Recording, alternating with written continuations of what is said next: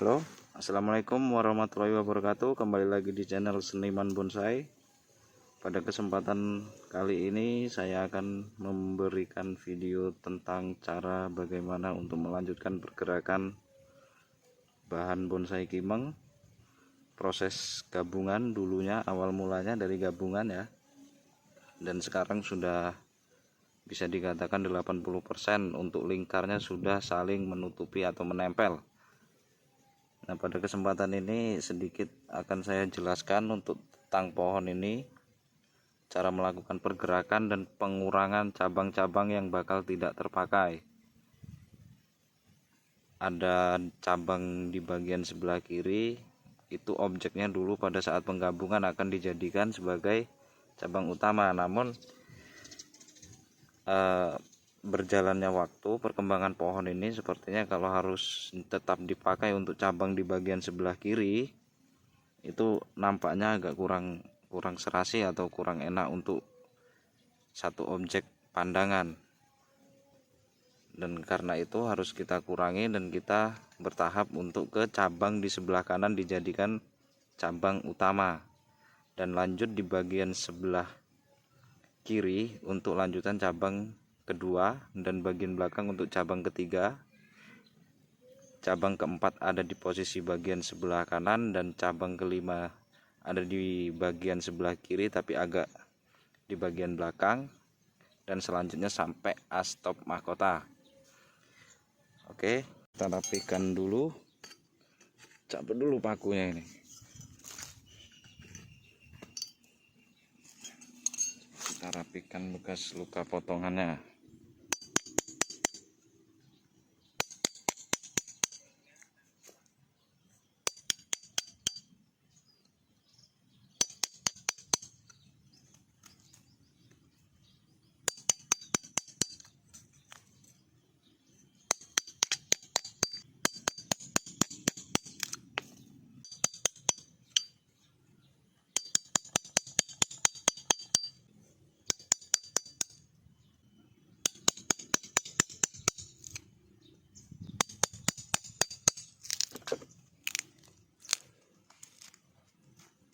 Kalau untuk program pohon kimeng, tetap konsepnya tetap di setiap musim penghujan ya kawan-kawan.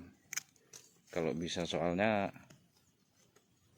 kalau di musim panas asumsi kadar air di dalam medianya kan berkurang, kecuali kita rutin penyiramannya setiap hari ya tidak masalah. Cuman kalau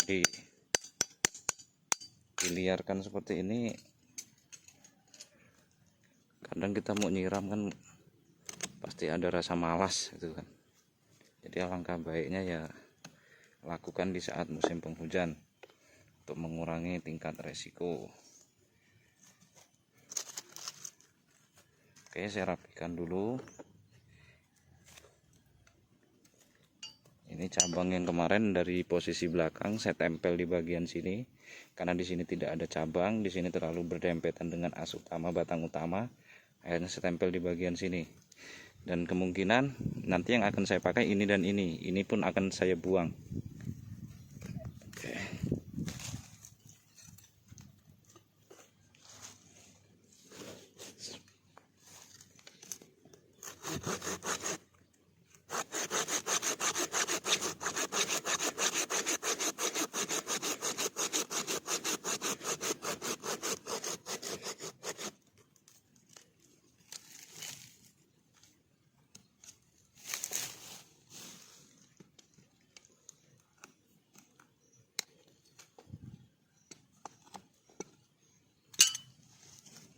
Dan kalau kita mau program tempelnya pakai paku seperti ini, alangkah baiknya kita ingat ya waktu yang kita paku dulu yang sebelah sana. Soalnya takutnya waktu pas kita nekan alat seperti catok bonsai ini biasanya terkena paku, rusak di bagian mata pisau alat bonsai catok ini. Kan sayang kan. Oke, kita lanjut untuk pemilihan cabang-cabang yang tidak terpakai. Lalu kita buat gerak dasar Karena nanti kalau untuk jenis pohon kimeng ini kalau sudah terlalu besar untuk dibuat gerak riskan, agak sulit. Kalau dari kecil segini kita gerakkan kan, ketikanya dia membesar agak seimbang, ada gerak berapa restan aja lah, misalnya 3 sampai 5 cm aja sudah kelihatan enak untuk menghindari kesan kaku pada pohon bonsai kita. Tetap kita rapikan dulu.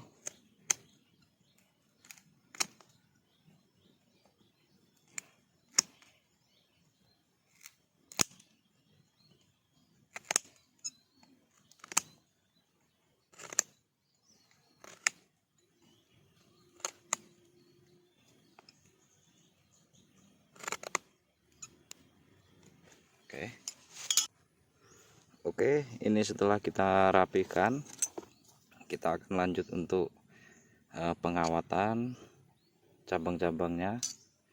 Nanti sembari kita cek satu-satu, jika masih ada yang perlu dikurangin ya kita lanjut kurangin. Jika sudah cukup, konsepnya pohon ini tetap di formal, di satu objek lurus tapi pendek, bogel lah stylenya, kayak bogel. Oke, kita lanjut untuk pengawatan gerak.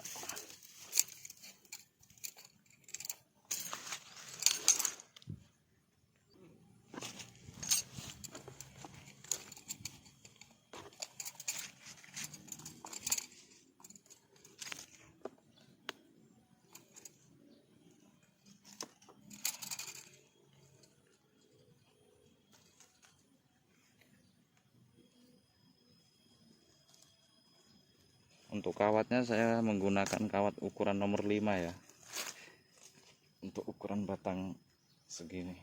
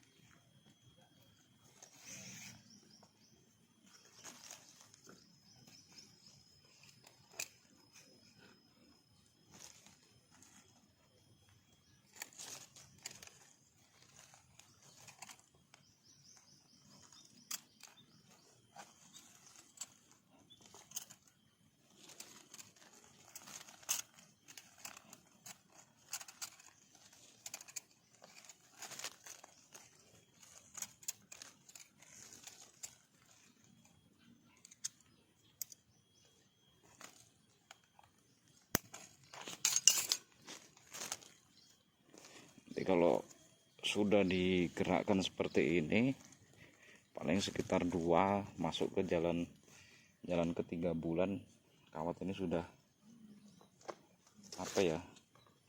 sudah bisa bahasanya, bingget apa gitu. Kawat ini sudah bisa hampir nyatu sama kulitnya, harus kita lepas. Kalau sudah masuk kulit kambium batangnya ini sudah hampir tertelan ininya kawatnya, 3 bulan atau sampai 4 bulanan kita lepas kawatnya.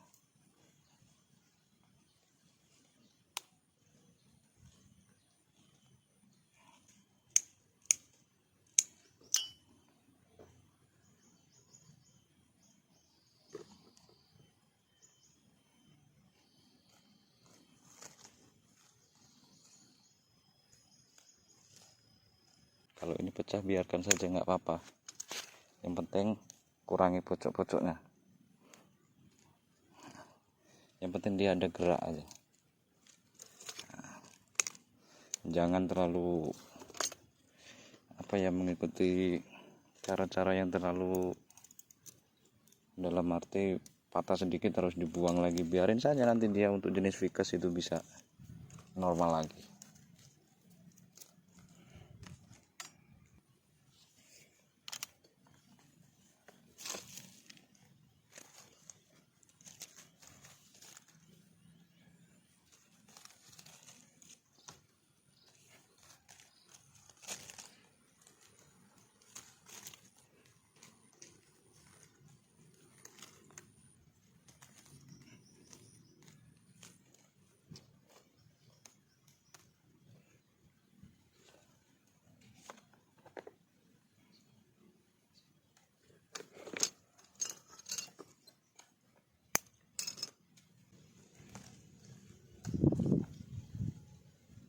untuk bagian top mana yang mau dipakai, usahakan biarkan saja, tidak usah dikawat untuk mendorong pertumbuhannya agar lebih cepat, seimbang antara as top mahkota dengan batang utamanya. Ini hanya untuk gerak dasaran. Ketika pohon ini nanti besar, ada sedikit gerak, misalnya seperti ini, ya kan? Nah, seperti ini. Ketika dia sudah besar dan mulai terlihat agak seimbang dengan cabang utama ini yang besar ini, paling kita kepakainya cuma segini. Belum tentu semuanya akan kita pakai. Ataupun bahkan bisa saja segini kita pakai, nanti perpecahan lagi di sini. Ada perpecahan antara cabang baru. Kita potong yang sini, selanjutnya kita pakai untuk lanjutan, lanjutan cabang utamanya ini kita lanjutkan lagi untuk pergerakan lanjut. Itu ya. Jadi ketika kita menggerakkan cabang-cabang seperti ini masih di awal atau dasaran, belum tentu untuk semuanya ini akan kita pakai sepenuhnya. Cari gerak yang paling enak, cari titik tumbuh tunas yang baru, mana yang bisa kita pakai untuk menjadi ganti as lanjutannya. Nah, itu tadi yang saya katakan, sering saya katakan, itulah tahapan bonsai. Oke, kita lanjut lagi untuk yang sebelah. Oke, di sini saya jelaskan kenapa ini tidak saya potong. Ini untuk cadangan ketika nanti ada cabang-cabang yang perlu disuntik lagi atau ditambahkan, ini bisa untuk alternatif penambahan cabang dengan cara ditempel atau dibor cabangnya, bisa juga. Ini untuk cadangan itu tadi. Nah, di sini ada 3 pilihan antara cabang, 1, 2, 3, dan di sini ada juga 4. Nah, otomatis yang saya pakai itu antara ini ataupun ini. Tapi kita akan lihat dari bagian depan dulu, mana yang lebih serasi dan lebih enak. Oke, yang akan saya pakai ini dan ini ya. Nanti kita potong di bagian sini untuk seperti meruncing atau nge-V. Kita buang yang bagian sini. Nah, nanti akan kita rapikan di sini.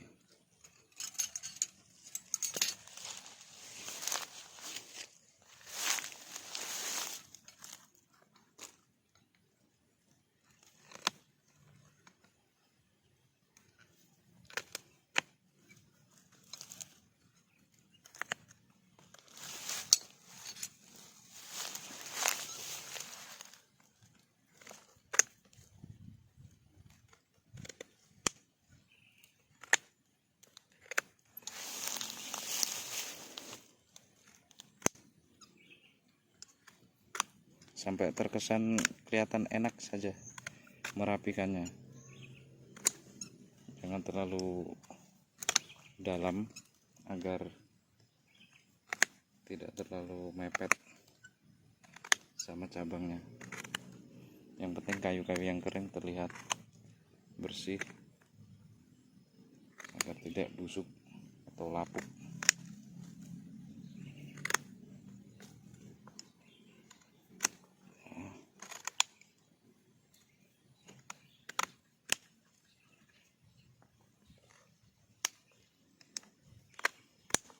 Oke, setelah itu kita lanjut untuk melakukan pengawatan.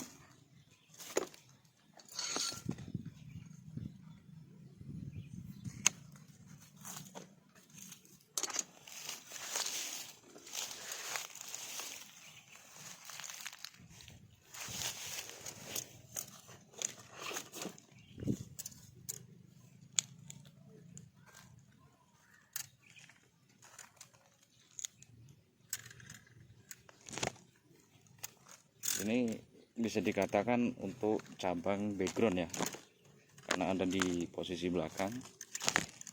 Kemungkinan besar akan kita gunakan untuk cabang bagian background.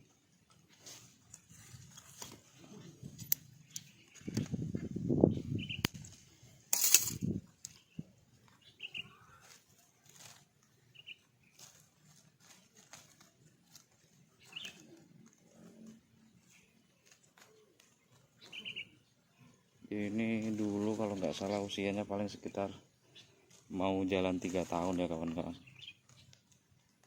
kurang lebih pohon ini.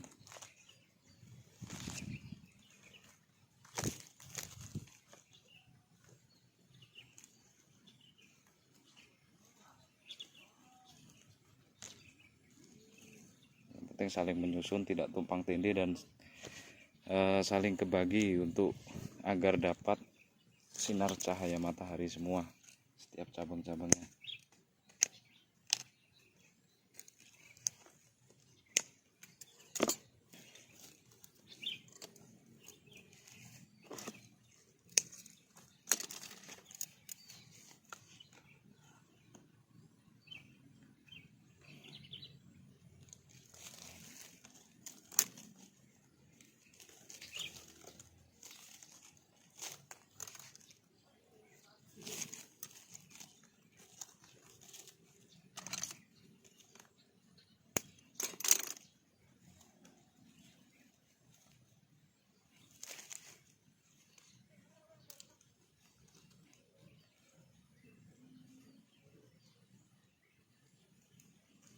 Oke. Setelah semuanya sudah selesai, kita cek dulu di bagian depan. Dari bagian depannya posisinya seperti apa, kita cek dulu ya. Oke, ini hasil dari pengamatan tadi ya. Setelah kita gerakkan dasar, nanti kan sembari berjalannya waktu antara cabang ini dan ini, mana yang tidak serasi, misalnya kita lakukan penempelan lagi untuk bagian sebelah kiri biar agak balance antara pangkal batang paling bawah ini, biar agak balance. Sebenarnya ini saya timbun agak dalam ya, sebenarnya masih melebar lagi di bagian bawahnya ini, cuman kan karena waktu itu akarnya langsung saya press, jadi harus saya timbun lebih dalam dulu untuk antisipasi biar tidak terlalu ambil resiko yang berlebih. Nah, di sini pohon ini sudah berbentuk seperti ini, mungkin akan saya kurangi di bagian cabang di sini. Nantinya mungkin bisa saja saya tempelkan untuk alur ke sini, cuman saya nyari keseimbangan dulu. Nah, kalau misalkan bisa harus ditempel, saya tempel dari sini. Bisa untuk lebih mencari keserasian antara batang bagian bawahnya ini. Nah, ini batang bagian bawahnya ini biar seimbang sampai ke arah atas. Ini kan masih terlalu merucut banget ya, masih terlihat masih kurang lah. Kalau untuk tingkat menempelnya, program tempelan antara batang-batangnya sudah sekitar 80% sini sudah menempel, sudah tidak ada bekas lagi yang masih berongga. Cuman untuk tahapan cabang di atasnya, karena dulu sepemiliknya dapatnya memang sudah seperti ini, pemilihan mereka sudah seperti ini, jadi saya tinggal melanjutkan saja. Begitu ya kawan-kawan. Dan tetap diingat, setiap kita melakukan pergerakan cabang, gerak dasar, usahakan setiap cabang harus memiliki cadangan masing-masing, agar ketikanya cabang yang kita kawat nantinya mati atau patah, masih ada ganti untuk pengganti cabang yang patah atau mati tadi. Oke, sekian dulu video dari saya, semoga bermanfaat. Assalamualaikum warahmatullahi wabarakatuh.